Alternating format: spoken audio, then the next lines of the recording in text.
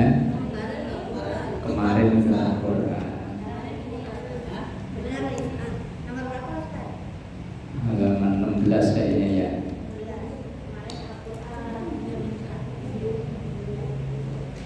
Kita melanjutkan membuka ngaji kita dari kitab At-Targhib wa Tarhib halaman 16.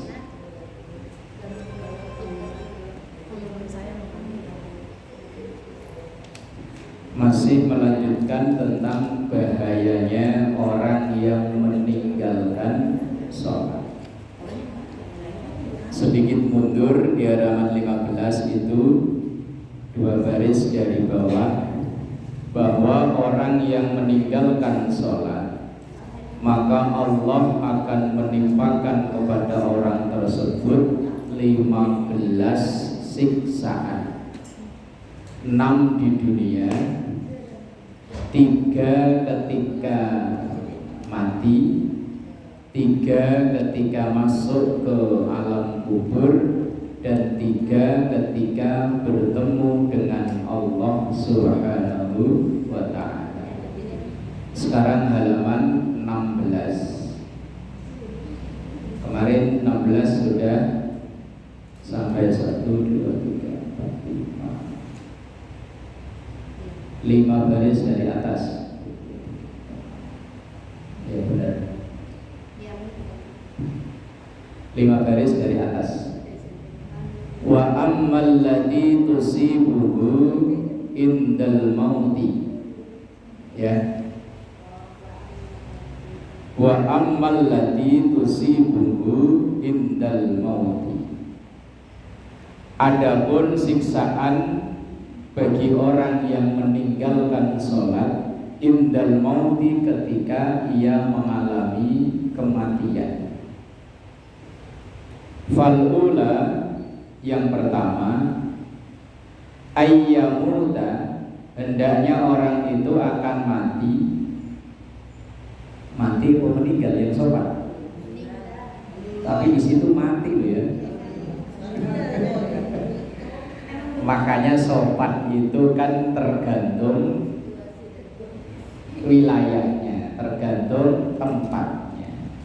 Kalau bahasa Arab ya mati, ayyamuta mati. Cuman kalau di kita manusia dibilang mati nggak sopan ya. Seandainya ada orang meninggal gitu, disiarin di musola telah mati, itu yang nyiarin mungkin diomelin sama keluarganya. Emang ayam mau mati gitu. Ayyamuta, orang yang meninggalkan sholat itu akan dimatikan oleh Allah dzalilan, dengan terhina.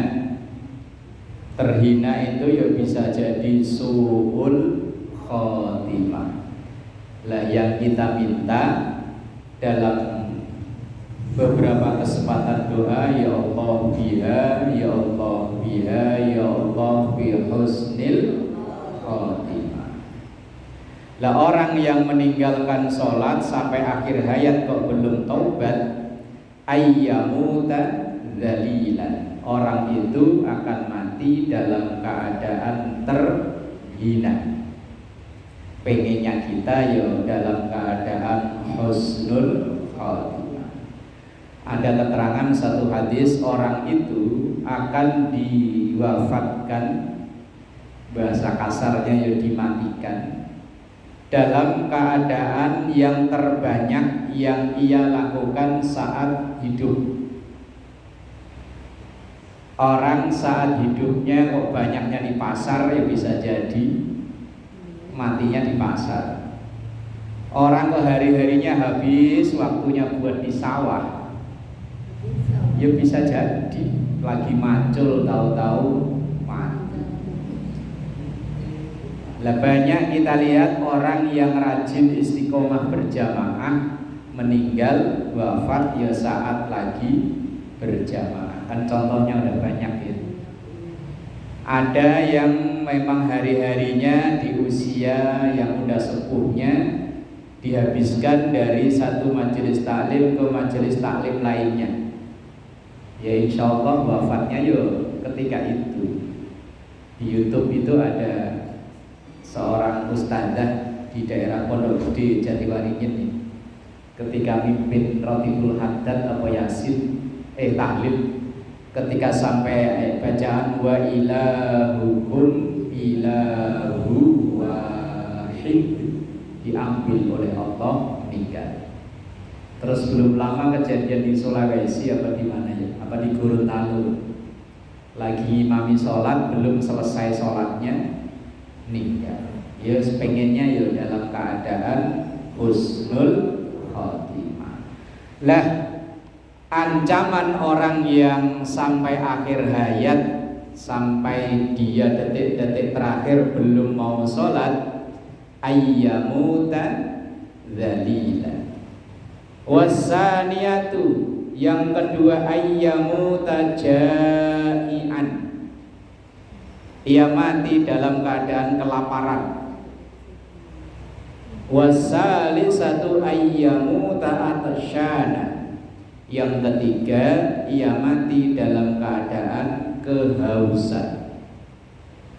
Walau sukia, walaupun dituangkan atau diminumkan ke orang tersebut biharat dunya marawiyah, lautannya dunia seandainya dituangkan gak akan ngilangin hausnya. Makanya sering dengar cerita kita ya, ketika orang sakaratul maut minta minum ya, haus. Nah, ya semoga itu bukan tanda orang yang meninggalkan sholat.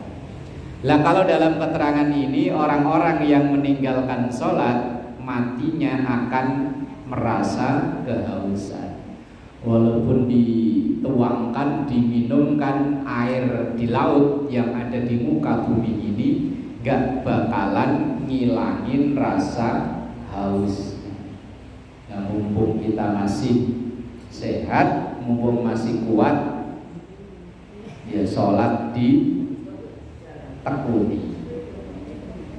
Di Masjid Cipuncang 3 itu ada masjid namanya Syiar Islam. Itu tarhibnya pakai bahasa Indonesia.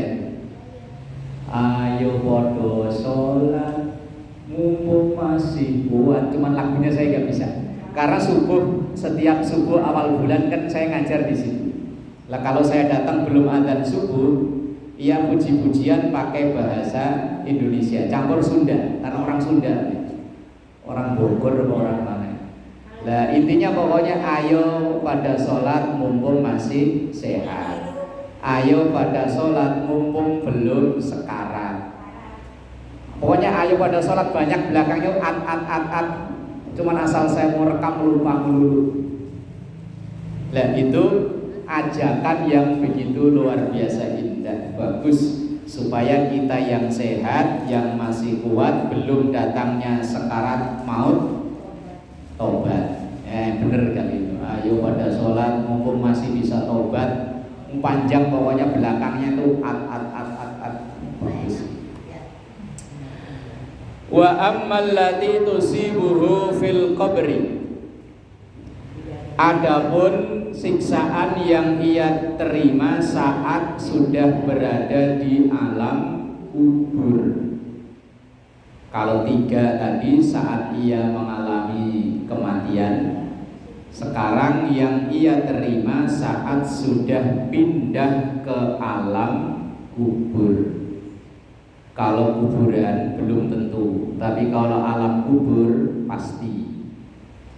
Lah misalnya ada orang meninggal kecelakaan di pesawat, kemudian pesawatnya itu tenggelam di laut, dicari-cari sama tim besar nggak ketemu, berarti kan nggak dikubur ya, nggak dikubur, tapi tetap masuk alam kubur. Kemudian misalnya ia meninggal kecelakaan, kebakaran, sampai angus habis,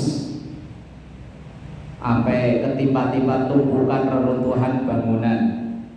Apakah dia dikubur? Enggak, tapi alam kubur pasti. Kalau kuburan belum tentu, tapi kalau alam kubur pasti. Kalau agama lain yang mati kemudian dikremasi, di open. Kalau dulu kan dibakar, sekarang pakai open. Tahu-tahu pokoknya keluar tinggal abunya doang. Lah apakah itu dikubur? Enggak, tapi alam kubur pasti. Lah yang ditimpakan oleh Allah kepada orang yang meninggalkan sholat saat di alam kubur, bukan di kuburan. Lah kalau di kuburan dikecek malaikat yo sempit tempatnya. Lah iya, ntar kalau malaikat kecek di sini yang di sono gimana? Makanya bukan kuburan tapi alam kubur.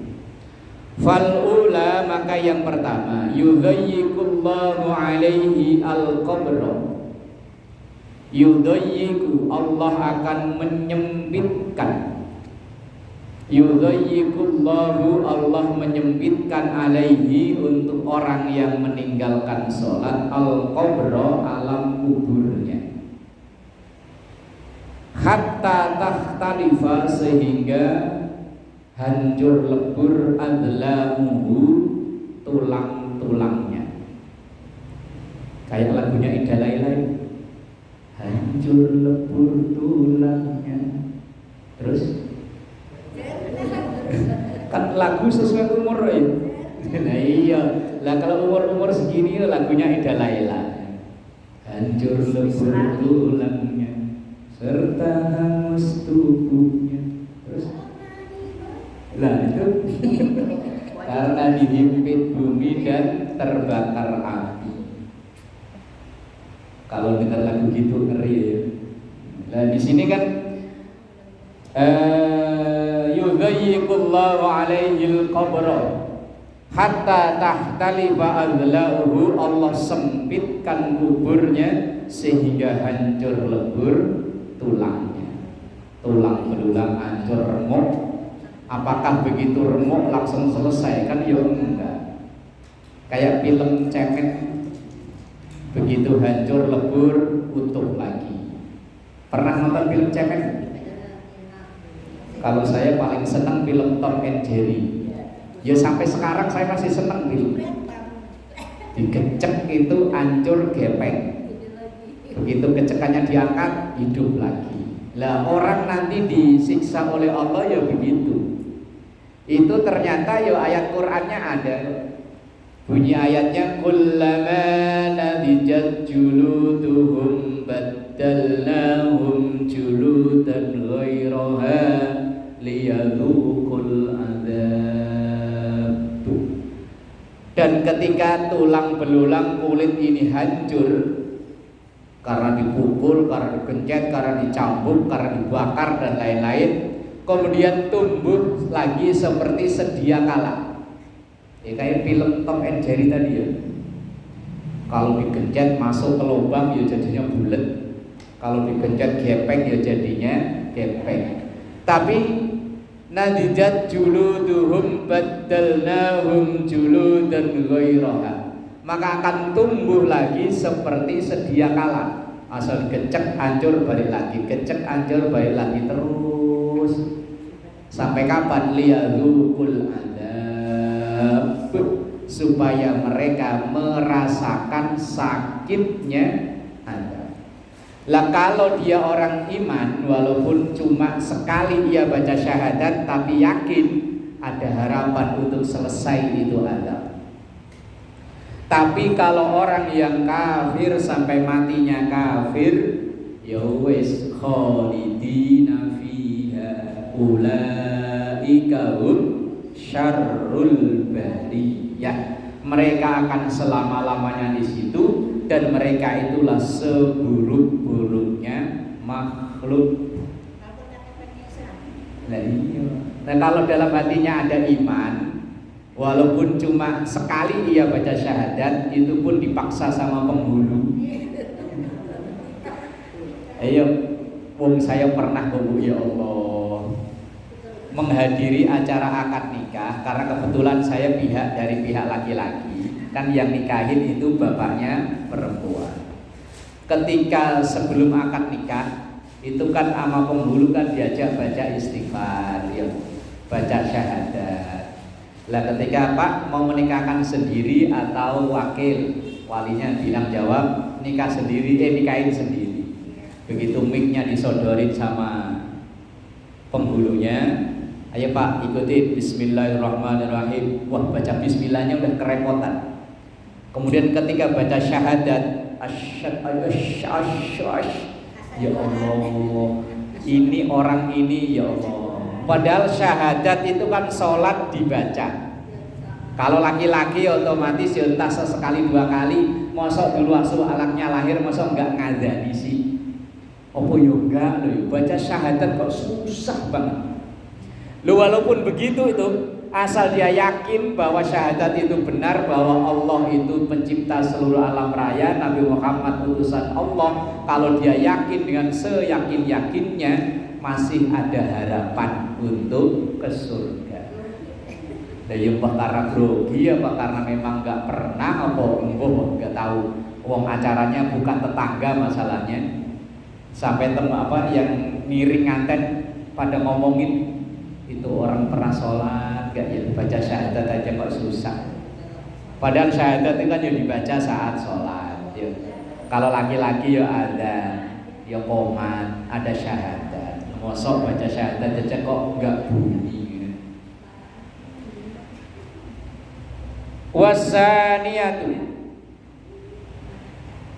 yuqadu alaihi, dinyalakan untuk orang tersebut fi qabrihi, di kuburnya, yataqallabu 'alal jamri lailan wa naharan, yang menyala 'alal jamri. Jamri itu bara, kayak areng itu. Areng kalau dinyalain kan jadinya bara. Lailan, baik di malam hari, wa naharon, maupun siang hari. Berarti siang malam dipanggang pakai bara. Ya bener lagunya Ida Laila tadi lah ya. Hancur lebur tulangnya serta hangus tubuhnya karena dihimpit bumi dan terbakar api. Kayak apa rasanya ya? Wong goreng ikan karena habis kena bumbu basah, air kan ya, begitu cemplungin kan perketek, kena ini aja sakit ya. Bikin kopi airnya nyiprat yang panas itu aja sakit, apalagi ini memang siang malam dipanggang di atas bara. Padahal sepanas-panasnya api di dunia, itu panas api di akhirat 70 kali lipat dibanding panasnya api dunia. Panasnya api dunia aja udah kayak gini. Api itu manasin air 100 derajat ya. Itu di luar itu 35 aja perasaan udah panas. Kalau lagi umroh haji pas bulan-bulan musim panas sampai 50 lebih dikit, itu perasaan anduk baru celupin dibawa keluar kering. Itu paling baru 55 ya, masih kurang 45 lagi untuk bisa mendidih. Lah itu belum seberapa, masih 70 kali lipat lagi. Ini baru dicemplungin langsung matang kali ya. Wih, ya Allah, na'udzubillahi min dzalik.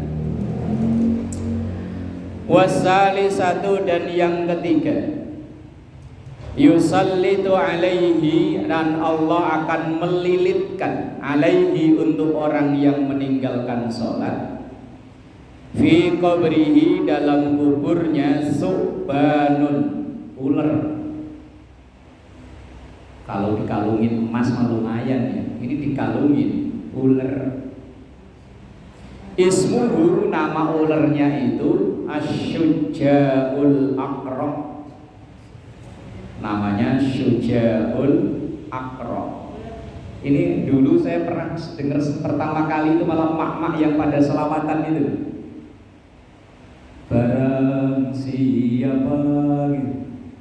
Biasanya mama kalau mau ngaji lah iya kan gitu ya. Biasanya mama kalau mau ngaji kan ada selawatan gitu ya. Yang meninggalkan sholat zuhur akan begini, meninggalkan sholat asar akan begini. Di antaranya orang yang meninggalkan sholat akan dililitkan ke lehernya asyuja'ul aqra, ular. Yadribuhu ala tadyi'is sholawati, yang memukul-mukulkan, tentu ya ekornya ya ular bang.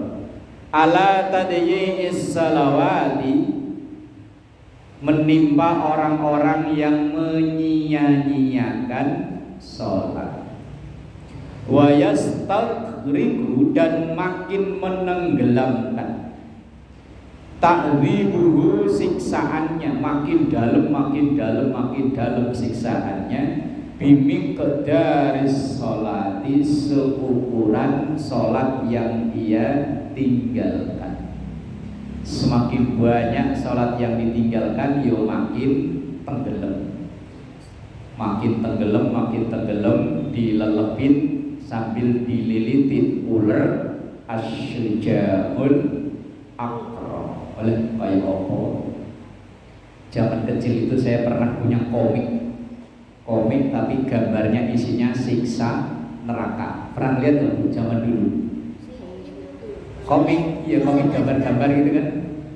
Itu kan ada yang digosok, ada yang mohon maaf ini ditantolin ke atas, ya Allah. Zaman kecil saya pernah lihat komik begitu, pernah punya malah dulu. Ayo kan,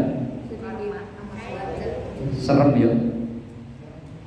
Ternyata hadisnya ada bahwa orang yang meninggalkan sholat itu, ini waktu masih di kuburnya, belum pindah nanti ke neraka. Waktu dikubur aja udah sempit kuburnya hingga hancur lebur tulangnya, akan dipanggang dengan api pagi sore siang malam gak berhenti-berhenti, dan dililit dengan ular syuja'ul aqra sesuai dengan sholat yang ia tinggalkan. Semakin banyak yang ditinggalkan, maka semakin ibarat ular piton mau makin kenceng, makin kenceng, makin kenceng gitu. Nah, iya. Ular piton kalau mau makan mangsanya kan gitu ya. Anak-anak kalau main terus berantem.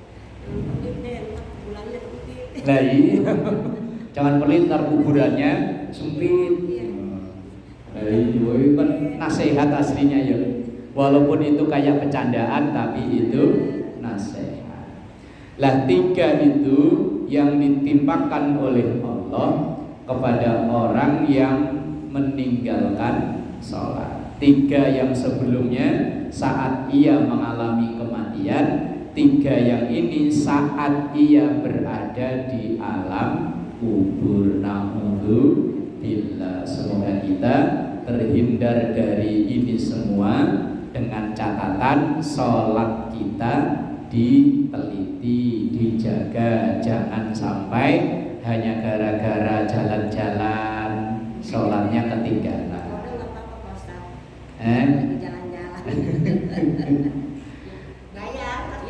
Lah iya, kodok sholat yang gak dosa kan alasannya cuma dua, kelupaan sama ketiduran. Lah ketika jalan-jalan itu ketiduran apa enggak? Lah iya, yes, pokoknya di istighfar yang banyak lah ya. Kadang itu kita memang yang namanya perjalanan gak bisa diprediksi ya. Apalagi kita dalam perjalanan rombongan banyak orang, kita mau minta berhenti sholat, yang lain nanggung dikit lagi. Ya wis lah, wis istighfarnya yang banyak.